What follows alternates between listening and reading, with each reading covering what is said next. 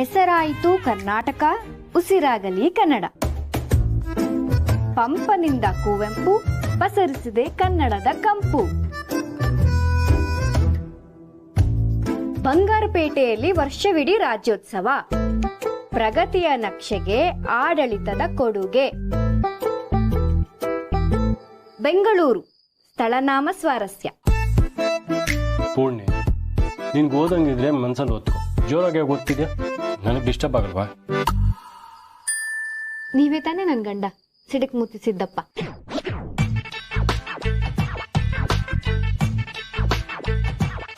ನಿದ್ದೆ ಮಾಡೋದು ಬಿಟ್ಟು ಏನ್ ನಿಂದು ತರಲೆ ಸುಬ್ಬಿ ತರ ಆಡ್ತಿದ್ಯಲ್ಲ. ಅಯ್ಯೋ, ನನ್ ವಿಷಯ ಬಿಡಿ, ನನ್ ಗಂಡನ ಕಥೆ ಹೇಳ್ತೀನಿ ಕೇಳಿ.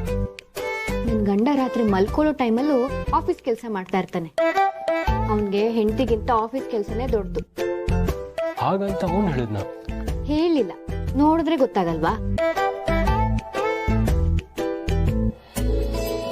ನಿನ್ ಗಂಡ ಆಫೀಸ್ಗೆ ಹೋಗದೆ ಹೆಂಡತಿಗೋಸ್ಕರ ಬೇರೆ ಯಾವ್ದೋ ಕೆಲ್ಸಕ್ಕೆ ಹೋಗಿದ್ನಂತೆ. ಅದಕ್ಕೆ ಆಫೀಸ್ ಕೆಲಸ ಪೆಂಡಿಂಗ್ ಆಗಿದೆ ಅಂತೆ, ಪಾಪ ಮಾಡ್ತಿದಾರಂತೆ. ಜೋಸ್ಬಿಟ್, ನಾನು ನಿಮ್ಮ ಹತ್ರ ಇದೇ ವಿಷಯ ಮಾತಾಡ್ಬೇಕು ಅಂತಿದ್ದೆ, ಆದ್ರೆ ನೀವೇ ಬ್ಯುಸಿ ಆಗ್ಬಿಟ್ರಿ. ಏನ್ ವಿಷಯ? ನೀವಿವತ್ತು ಅಮ್ಮನ ಪರವಾಗಿ ನಿಂತು ನ್ಯಾಯ ಕೇಳಿದ್ರಲ್ಲ, ಎಷ್ಟು ಖುಷಿ ಆಗ್ತಿದೆ ಗೊತ್ತಾ? ಆ ಕ್ಷಣದಲ್ಲಿ ಅವ್ರ ಪರವಾಗಿ ನಿಲ್ಬೇಕನ್ಸ್ತು. ನ್ಯಾಯದ ಪರವಾಗಿ ನಿಂತೆ ಅನ್ಕೋ. ನೀವ್ ಯಾವ್ದ್ರ ಪರ ನಿಂತ್ರೋ, ಆದ್ರೆ ಇದ್ರಿಂದ ಎಲ್ಲರ ಮನ್ಸ್ಗೂ ನೆಮ್ಮದಿ ಅಂತೂ ಆಯ್ತು. ನನ್ ಗಂಡ ಎಷ್ಟು ಬುದ್ಧು ಅಂದ್ರೆ ತಾನ್ ಮಾಡಿದ ಒಳ್ಳೆ ಕೆಲ್ಸಕ್ಕೆ ಕ್ರೆಡಿಟ್ಸ್ ತಗೊಳ್ಳೋದಕ್ಕೂ ಬರಲ್ಲ. ಏನಂದೇನು ಬುದ್ಧು ಅಂತನಾ? ಅಯ್ಯೋ ಇಲ್ಲಪ್ಪ, ಮುದ್ದು ಅಂದಿದ್ ನಾನು. ನಿಜವಾಗ್ಲೂ ರೀ, ಇವತ್ ನೀವ್ ನನ್ ಮಾತಿಗೆ ಬೆಲೆ ಕೊಟ್ಟು ಅಲ್ಲಿವರೆಗೂ ಬಂದು ಅಮ್ಮನ್ ಪರವಾಗಿ ನಿಂತ್ರಿ. ಇದಕ್ಕೆ ನಾನು ಎಷ್ಟು ಥ್ಯಾಂಕ್ಸ್ ಹೇಳಿದ್ರು ಸಾಕಾಗಲ್ಲ. Thank you so much.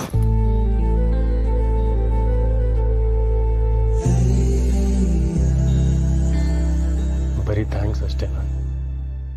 ಬೇರೆ ಏನೂ ಇಲ್ವಾ?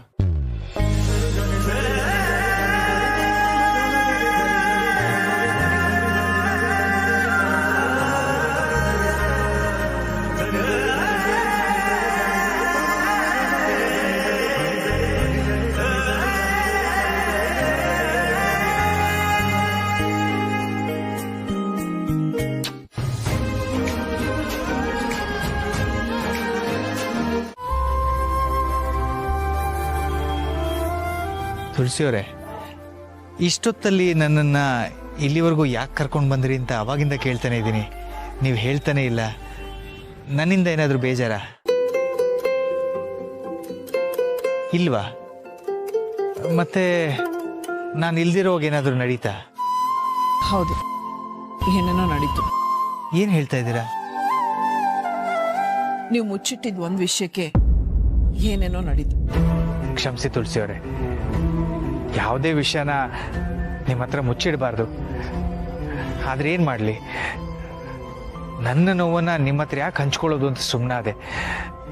ವಿಷಯನ ಮುಚ್ಚಿಟ್ಟು ನಿಮ್ಮನ್ನು ನೋಯಿಸ್ಬೇಕು ಅನ್ನೋ ಉದ್ದೇಶ ನಂದಿರಲಿಲ್ಲ. ದಯವಿಟ್ಟು ನನ್ನ ತುಳಸಿಯವರೇ, ತುಳಸಿಯವರೇ,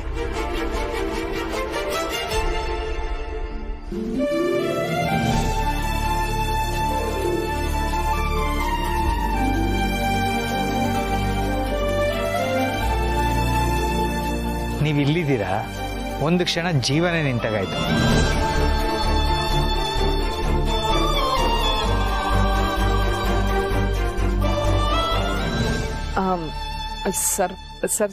ಸರ್ಪ್ರೈಸ್. ಇದು ನಿಜವಾಗ್ಲೂ ಸರ್ಪ್ರೈಸ್. ಇಷ್ಟೇ ಅಲ್ಲ, ಇನ್ನೂ ಒಂದು ಸರ್ಪ್ರೈಸ್ ಇದೆ, ಹೇಳ್ತೀನಿ. ಆದ್ರೆ ಅದಕ್ಕೂ ಮೊದಲು ನೀವು ಕಣ್ಮುಚ್ಕೊಡಿ.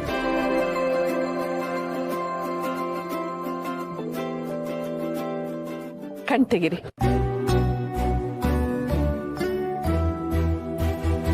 ಏನಿದು? ಓದ್ ನೋಡಿ.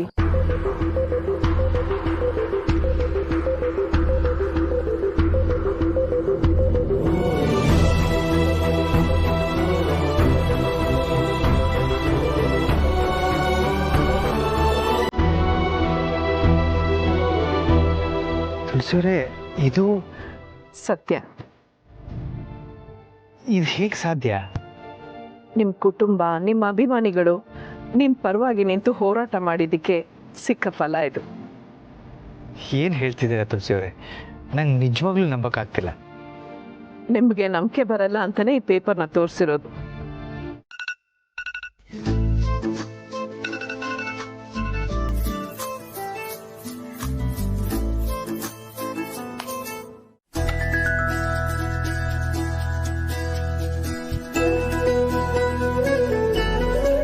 ಏ ದಂಡಪಿಂಡ ಹೇಳ ನೋಡೋ, ನಾನು ವಾಕಿಂಗ್ ಹೋಗಿ ಬಂದು ಪೂಜೆ ಮಾಡೋ ಹೊತ್ತಿಗೆ ನೀನು ಎದ್ದು ಸ್ನಾನ ಮಾಡಿ ರೆಡಿಯಾಗಿರಬೇಕು, ಗೊತ್ತಾಯ್ತಾ?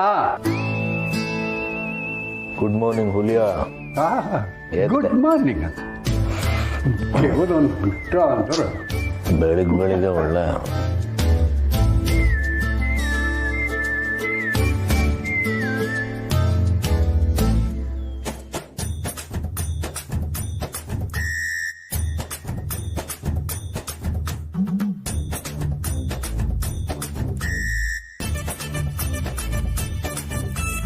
ಎಲ್ಲ ಈ ಓಡಿ ಹೋದವಳೆ ಹೇಳುವಂಥವಳಾಗು.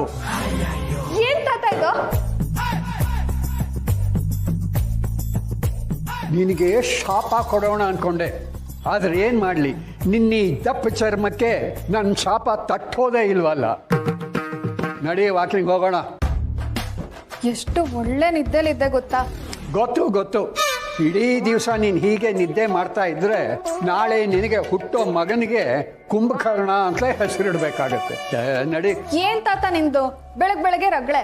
ಹಾ, ನೀನೇ ಬೆಳಗಾಗೆದ್ದು ವಾಕ್ ಮಾಡಿದ್ರೆ ನಿನಗೂ ಒಳ್ಳೇದು, ನಿನ್ನ ಮಗನಿಗೂ ಒಳ್ಳೇದು. ಅಯ್ಯೋ, ನಂಗೆ ನಡೆಯೋಕ್ಕಾಗಲ್ಲ ತಾತ. ಆ ನಿನಗೆ ನಡೆಯೋಕ್ಕಾಗಲ್ವಾ? ನಾನು ಇರ್ತೀನಲ್ಲ ಜೊತೆನಲ್ಲಿ, ನಿನ್ನ ನಡೆಸ್ತೀನಿ. ಓಡ್ ಹೋದವಳಿಗೆ ನಡೆಯೋದೇನು ಕಷ್ಟನಾ? ನಡಿ. ತಾತ ನಂಗಾಗಲ್ಲ. ಮಾವ, ಬಿಸಿ ಯಾರಾಗೋ ಮೊದಲು ಕುಡೀರಿ. ನಾನು ಕೆಳಗಡೆ ಹೋಗಿರ್ತೀನಿ, ತಿಂಡಿಗೆ ತಡ ಆಗುತ್ತೆ. ಒಂದು ನಿಮಿಷ ತುಳಸಿ ಅವರೇ, ನೀವು ಕಾಫಿ ಕುಡಿಲಿಲ್ಲ ಅಂದರೆ ಕಾಫಿಗೆ ಬೇಜಾರಾಗುತ್ತೆ. ತಗೊಳ್ಳಿ. ಪರವಾಗಿಲ್ಲ, ನೀವು ತಗೊಳ್ಳಿ. ಪರವಾಗಿಲ್ಲ, ತಗೊಳ್ಳಿ. ಅಲ್ಲ, ನಿಮಗೆ?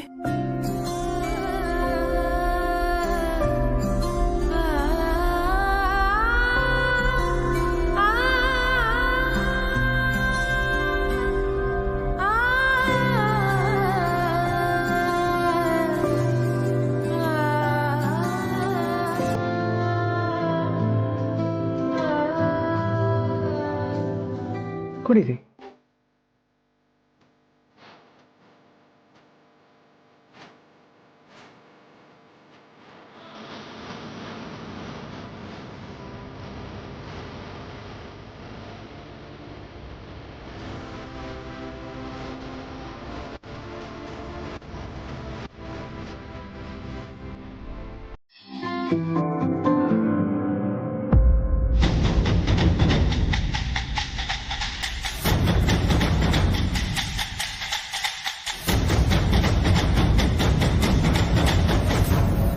ಗುಡ್ ಮಾರ್ನಿಂಗ್ ಚಿಕ್ಕಮ್ಮ. ಗುಡ್ ಮಾರ್ನಿಂಗ್ ಮಗ್ನೆ. ನಿದ್ದೆ ಮಾಡಿದ್ಯಾ ರಾತ್ರಿ? ಯಾ ಚಿಕ್ಕಮ್ಮ, ಗುಡ್ ಮಾರ್ನಿಂಗ್.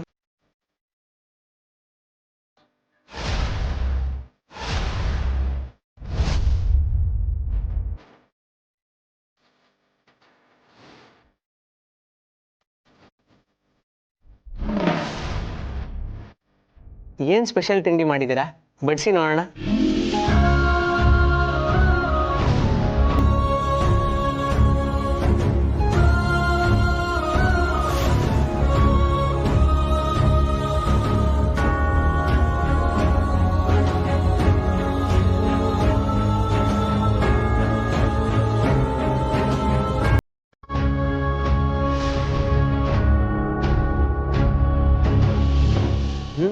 ಗುಡ್.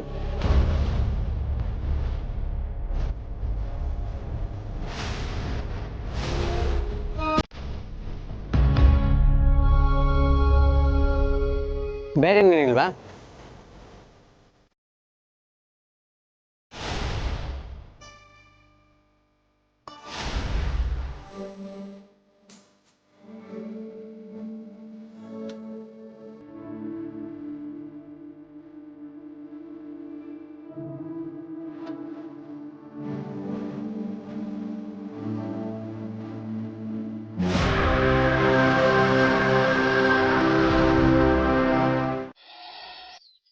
ಸಮರ್ಥ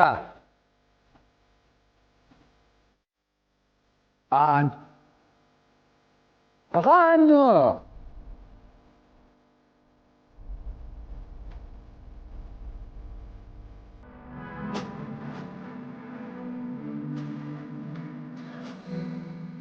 ಒಬ್ಬ ದೇವರು ಒಳ್ಳೇದು ಮಾಡಿ ಏನೂ ಯೋಚನೆ ಮಾಡಬೇಡ.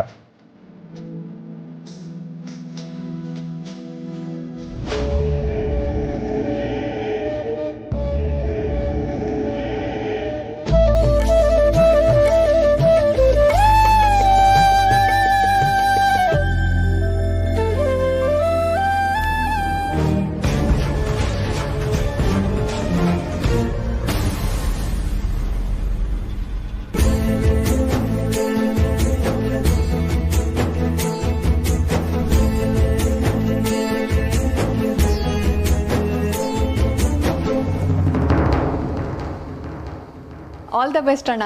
Thank you. ಬರ್ತೀನಿ.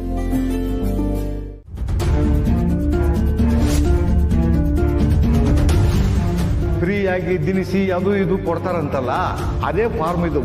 ನನಗೆ ಫ್ರೀ ಸ್ಕೀಮ್ ಎಲ್ಲ ಬೇಕಾಗಿಲ್ಲ. ಈಗ ನನ್ನ ಸ್ಟೇಟಸ್ ಬೇರೆ, ನನ್ನ ಲೆವೆಲೇ ಬೇರೆ.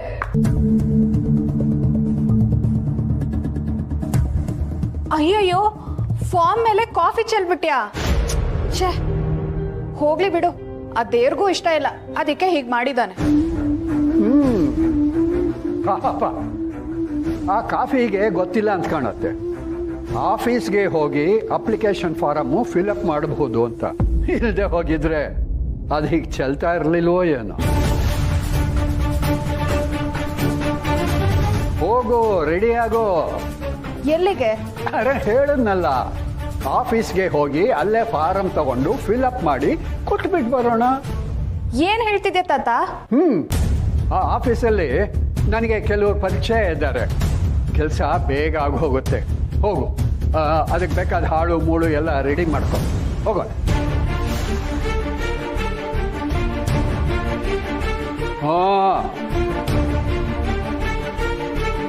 ಕೆಲಸ ವಾಪಸ್ ಕೊಡ್ತೀನಿ ಅಂತ ಹೇಳಿ ಪ್ಯಾಂಟ್ರಿ ಜಾಬ್ ಆಫರ್ ಮಾಡಿದ್ದೀರಾ. ನಾನು ಡಿಗ್ರಿ ಓದಿರೋದು ಸರ್ವರ್ ಕೆಲಸ ಮಾಡಕ್ಕಲ್ಲ. ವಾಟ್? ಸರ್ವರ್ ಕೆಲಸನ? ಯಾಕ್ರಿ ಹೀಗೆ ಮಾಡಿದ್ರಿ? ಸರ್, ನೀವೇ ನಾನು ಹೇಳಿದ್ರಲ್ಲ, ಸಮರ್ಥ ಅವ್ರಿಗೆ ಕೆಲಸದ ಅವಶ್ಯಕತೆ ಇದೆ, ಎಲ್ಲಿ ಖಾಲಿ ಇದೆ ನೋಡಿ ಅಂತ. ಅದಕ್ಕೆ ಪ್ಯಾಂಟ್ರಿ ಜಾಬ್ ಆಫರ್ ಮಾಡೋದ? ಬುದ್ಧಿ ಇದೆಯಾ ನಿಮಗೆ? ಸಾಕು ಸಾಕು ಡ್ರಾಮಾ. ಅದೇ ಅನ್ಕೊಂಡೆ, ಈ ಮನುಷ್ಯ ಇಷ್ಟು ಬೇಗ ಸರಿ ಹೋಗಕ್ಕೆ ಹೇಗೆ ಸಾಧ್ಯ ಅಂತ. ಒಟ್ನಲ್ಲಿ ನನ್ನನ್ನು ಅವಮಾನ ಮಾಡಬೇಕು ಅಂತಾನೆ ಇಲ್ಲಿ ಕರ್ಸಿದಿರ ಅಲ್ವಾ? ಎಕ್ಸ್ಕ್ಯೂಸ್ ಮೀ, ಸ್ವಲ್ಪ ಆಚೆ ಇರಿ.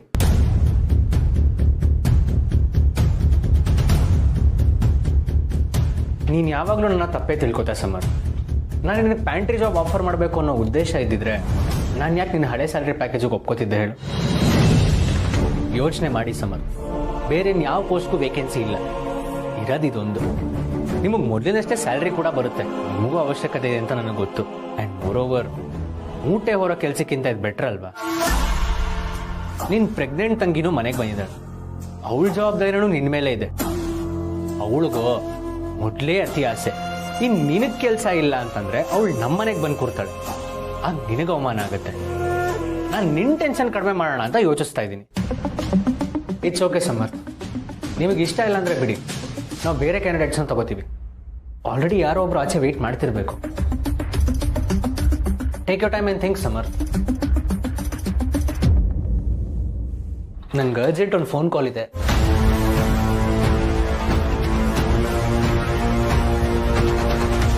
ನಿಮ್ಮ ಡಿಸಿಷನ್ ಏನೇ ಇದ್ರೂ ಡೈರೆಕ್ಟ್ HR ಗೆ ಇನ್ಫಾರ್ಮ್ ಮಾಡಿಬಿಡಿ.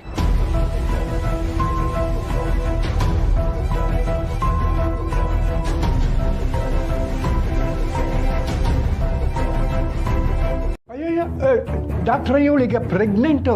ಓ ಹೌದಾ? ಎಷ್ಟು ಮಂತ್ ಆಯ್ತಮ್ಮ?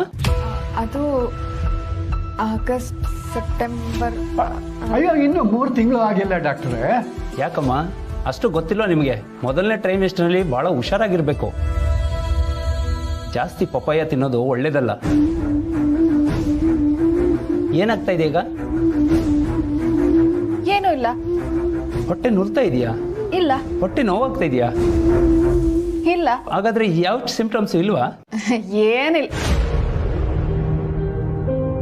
ಹಾ, ಈಗ ಸ್ವಲ್ಪ ಹೊಟ್ಟೆ ನೋವಿದೆ, ಆಗಾಗ ಹೊಟ್ಟೆ ಕಿವುಚ್ದಂಗ್ ಆಗುತ್ತೆ. ಏನು ಮಾಡೋದು ಡಾಕ್ಟ್ರೆ? ಕೇರ್ಫುಲ್ ಆಗಿರ್ಬೇಕಮ್ಮ ಇಂಥ ಟೈಮಲ್ಲಿ. ಸದ್ಯಕ್ಕೆ ಒಂದು ಇಂಜೆಕ್ಷನ್ ಕೊಟ್ಟಿರ್ತೀನಿ, ಸ್ವಲ್ಪ ರಿಲೀಫ್ ಆಗುತ್ತೆ. ಆಗಿಲ್ಲ ಅಂದರೆ ಬೇರೆ ವ್ಯವಸ್ಥೆ ಮಾಡೋಣ. ಏನು ಸಮಸ್ಯೆ ಇಲ್ಲ ತಾನೇ ಡಾಕ್ಟ್ರೆ? ಈಗಲೇ ಏನೂ ಹೇಳೋಕ್ಕಾಗಲ್ಲ ಸರ್. ಈಗ ಒಂದು ಇಂಜೆಕ್ಷನ್ ಕೊಟ್ಟಿರ್ತೀನಿ, ನೋಡೋಣ.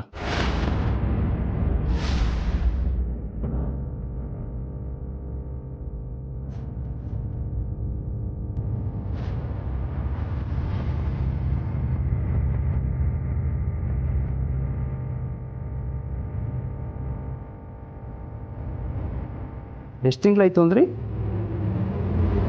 2.5 ತಿಂಗಳು. ಹೌದಾ? ಏನು ಸಿಂಪ್ಟಮ್ಸ್ ಕಾಣಿಸ್ತಾ ಇಲ್ವಲ್ಲ? ನೀವು ನಿಜವಾಗ್ಲೂ ಪ್ರೆಗ್ನೆಂಟಾ?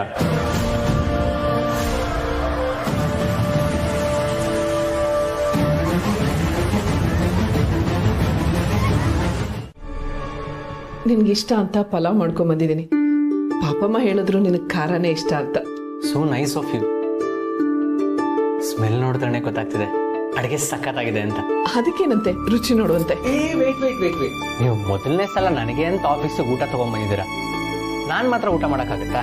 ಪರವಾಗಿಲ್ಲ ಅಭಿ, ನಾನು ಮನೆಗೆ ಹೋಗಿ ಊಟ ಮಾಡ್ತೀನಿ. ನನ್ನ ಜೊತೆನೂ ಸ್ವಲ್ಪ ಊಟ ಮಾಡಿ, ಏನಾಗಲ್ಲ. ಅಲ್ಲಪ್ಪ ಪ್ಲೀಸ್, ನೀವು ತಂದಿರೋ ಊಟ ನಾನು ಮಾಡಬೇಕು ಅಂದ್ರೆ ನನ್ನ ಜೊತೆಗೆ ನೀವು ಊಟ ಮಾಡಬೇಕು.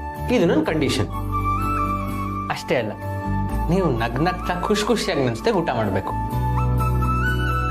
ಅಯ್ಯೋ ಅದಕ್ಕೇನಂತೆ, ನೀನು ಇಷ್ಟು ಹೇಳ್ತಾ ಇದೀಯ ಅಂದಮೇಲೆ ಮಾಡ್ತೀನಿ ಬಿಡು. ನಿಜವಾಗ್ಲೂ ನಗ್ನಗ್ತಾ ಊಟ ಮಾಡಬೇಕು, ಹಾಗಂತ ಪ್ರಾಮಿಸ್ ಮಾಡಿ. ಸರಿನಪ್ಪ, ಮಗ ಹೇಳ್ತಾ ಇದ್ದಾನೆ ಅಂದಮೇಲೆ ಹಾಗೆ ಆಗಲಿ. ಈಗ ನಂಗೆ ಖುಷಿ ಆಯ್ತು. ಇರಿ, ನಮ್ಮಿಬ್ರಿಗೂ ಪ್ಲೇಟ್ ಮತ್ತೆ ಸ್ಪೂನ್ ತರಕ್ಕೆ ಹೇಳ್ತೀನಿ. ಹಲೋ, ಹಾಂ, ಹೊಸದಾಗಿ ಪ್ಯಾಂಟ್ರಿ ಜಾಬಿಗೆ ಸೇರಿದ್ದಾನಲ್ಲ, ಅವ್ನ ಕೈಯಲ್ಲಿ 2 ಪ್ಲೇಟ್ ಮತ್ತು 2 ಸ್ಪೂನ್ ಕೊಟ್ಟು ಕಳಿಸಿ. ಅವನೊಬ್ಬನೇ ಬರಲಿ.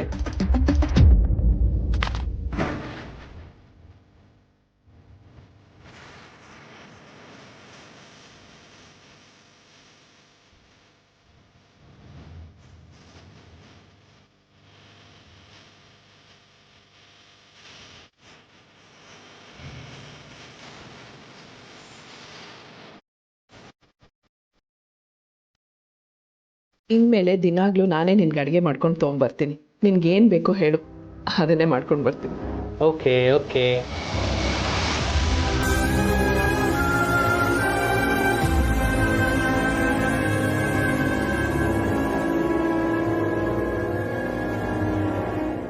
Madam, spoon.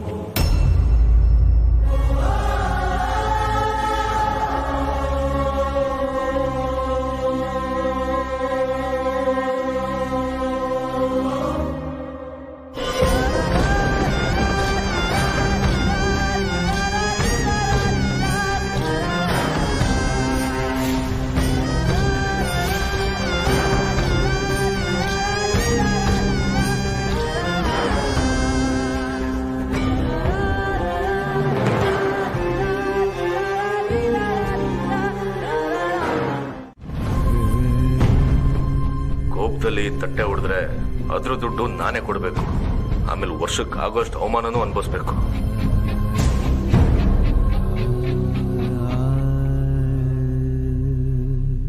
ಪಾಪು,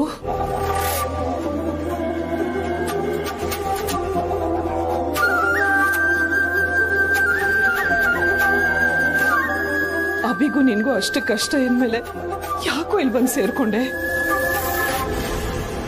ಅದು ಅಲ್ಲದೆ ನಿನ್ ಯೋಗ್ಯತೆಗೆ ಸಿಗ್ಬೇಕಾದಂತ ಕೆಲ್ಸನ ಇದು. ನೀನು ಅಷ್ಟೆಲ್ಲ ಓದಿದ್ಮೇಲೆ ಏನಾದರೂ ಬೇಕಿತ್ತಾ ಮೇಡಮ್?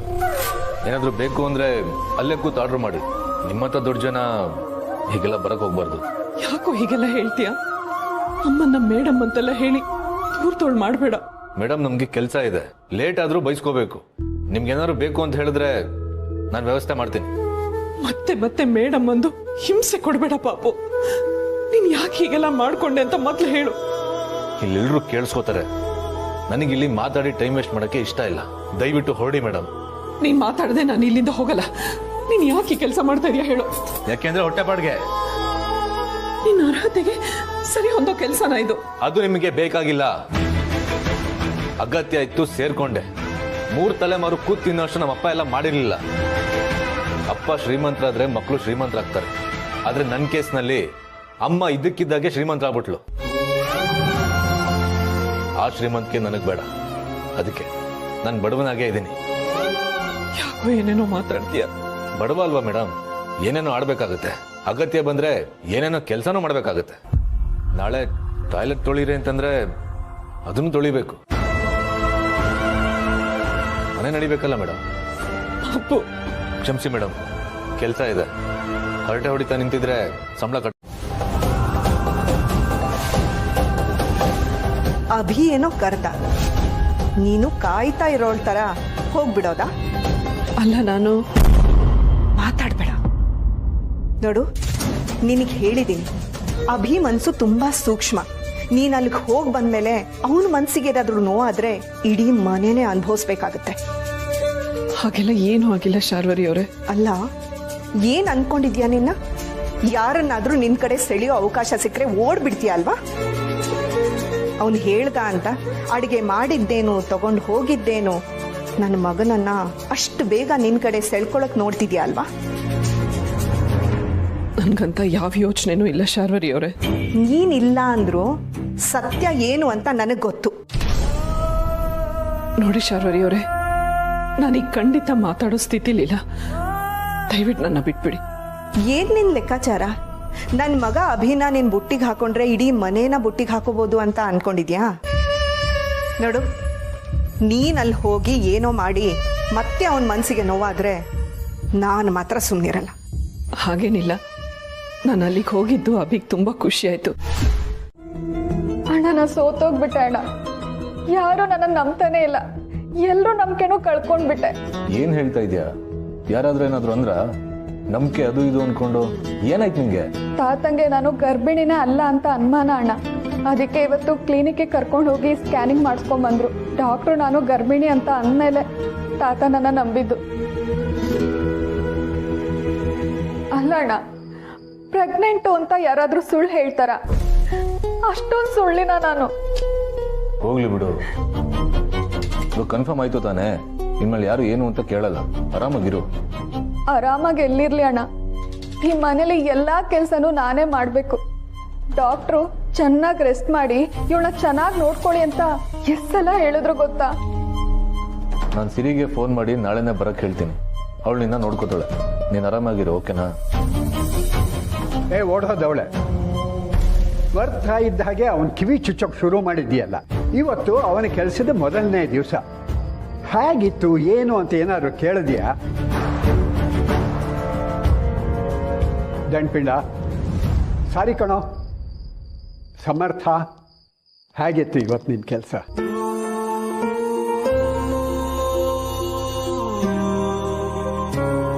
ಅಯ್ಯೋ ಹೌದಲ್ವಾ, ನಾ ಕೇಳೋದೇ ಮರ್ತಿದ್ದೆ. ಅಭಿತಮ್ಮ ಸಿಕ್ಕಿದ್ನಾ? ನಿನ್ನೂ ಅಲ್ಲಿ ಬಾಸ್ ಮಾಡಿರ್ತಾರಲ್ವಾ? ಅಣ್ಣ, ಎಷ್ಟು ಲಕ್ಷ ಅಂತೆ ಸಂಬಳ? ಕಾರ್ಗಿರ್ ಏನಾದ್ರೂ ಕೊಡ್ತಾರಂತ? ಅಷ್ಟಕ್ಕೂ ಏನ್ ಕೆಲಸ ನಿಂಗಲ್ಲಿ? ನೀನು ಆ ಕಂಪ್ನಿಗೊಬ್ಬ ಪಾರ್ಟ್ನರಾ? ಹಾ, ಕೊನೆಯಲ್ಲಿ ಹೇಳಿದೆಯಲ್ಲ, ಅದೇ ನಾನು ಆ ಕಂಪ್ನಿಗೆ ಪಾರ್ಟ್ನರ್.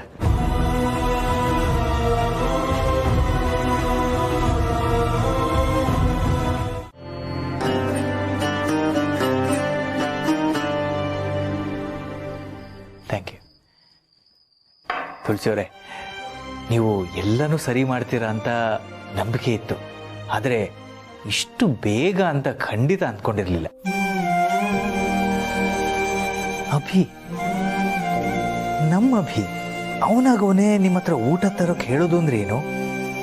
ನೀವೇ ಮಾಡಿದ ಅಡುಗೆನ ಅವನು ತಿನ್ನೋದು ಅಂದ್ರೇನು? ಇದೆಲ್ಲ ಕನಸು ಅನಿಸ್ತಾ ಇದೆ. ಇವರೆಷ್ಟು ಖುಷಿಲಿದ್ದಾರೆ, ಅದರಲ್ಲಿ ಏನಾಯ್ತು ಅಂತ ಹೇಗೆ ಹೇಳಿ? ತುಳಸಿಯವರೇ, ಆಫೀಸಲ್ಲಿ ಏನಾಯ್ತು ಎಲ್ಲ ಡೀಟೇಲ್ ಆಗಿ ಹೇಳಬೇಕು. ಎಲ್ಲ ನಿಮ್ಮ ಬಾಯಲ್ಲೇ ಕೇಳಬೇಕು ಅಂತ ನಂಗೆ ಆಸೆ. ಅದು ಮಾಧವ್ ಅವರೇ, ಇವತ್ತು ಅಭಿ ಅವನೇ ನನ್ನ ಹತ್ರ ಆಫೀಸಿಗೆ ಊಟ ತೊಗೊಂಬನ್ನಿ ಅಂತ ಹೇಳ್ದ. ನಾನೇ ಅಡುಗೆ ಮಾಡ್ಕೊಂಡು ತೊಗೊಂಡು ಹೋದೆ. ಆಮೇಲೆ ನೀವು ನಗ್ನತ್ತ ಖುಷಿಯಾಗಿ ನನ್ನ ಜೊತೆಲೇ ಊಟ ಮಾಡಬೇಕು ಅಂದ. ಹಾಗನ್ನ?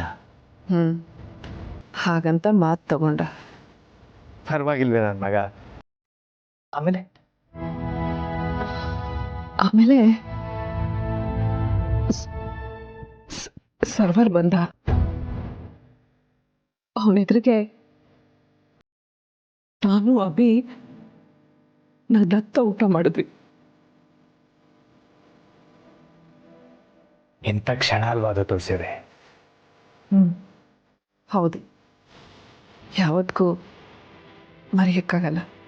ಆದರೂ ನನ್ನ ಮಗ ಇಷ್ಟು ಬೇಗ ಬದಲಾಗ್ಬಿಟ್ನಲ್ಲ.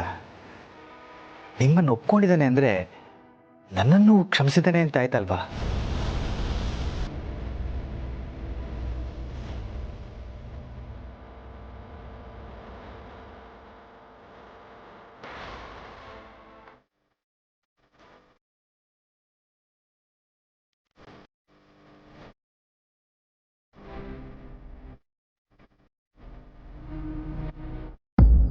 ತುಳಸಿಯವರೇ, ನಿಜ ಹೇಳಿ, ನಿಮ್ಮ ಮನಸ್ಸಿಗೆ ನಿಜವಾಗ್ಲೂ ಖುಷಿ ಆಗಿದೆಯಾ? ಯಾಕೋ ನಿಮ್ಮನ್ನು ನೋಡಿದ್ರೆ ನಿಮ್ಮ ಮನಸ್ಸಲ್ಲಿ ಖುಷಿಗಿಂತ ಯಾವುದೋ ಒದ್ದಾಟನೇ ಇರುವ ಕಾಣ್ತಿದೆ. ತೀರಾ ಅನಿರೀಕ್ಷಿತವಾಗಿ ಏನಾದರೂ ನಡೆದಾಗ ಅರಗಿಸ್ಕೊಳ್ಳೋದಕ್ಕೆ ಸ್ವಲ್ಪ ಸಮಯ ಬೇಕಲ್ವಾ ಮಾಧವ್ ಅವರೇ? ನಿಜ, ಇಷ್ಟು ದಿನ ತಿರಸ್ಕಾರ ಮಾಡ್ತಿದ್ದ ಮಗ ಈಗ ಇದ್ದಕ್ಕಿದ್ದಾಗೆ ನಮ್ಮನ್ನು ಸ್ವೀಕಾರ ಮಾಡ್ತಾನೆ ಅಂದರೆ ಮನಸ್ಸಲ್ಲಿ ಆತಂಕ ಆಗೋದು ಸಹಜ. ಪಡ್ಕೊಳ್ಳೋವಾಗೆಲ್ಲ ಕಳ್ಕೊಳ್ಳೋ ಭಯ ಕಾಡುತ್ತಲ್ಲ, ಹಾಗೆ. ಏನೋ ನೀವು ಬಂದ ಮೇಲೆ ನಾವೆಲ್ಲ ಮತ್ತೆ ಒಂದಾಗ್ತೀವಿ ಅನ್ನೋ ಹೋಪ್ ಕಾಣಿಸೋಕೆ ಶುರುವಾಯ್ತು.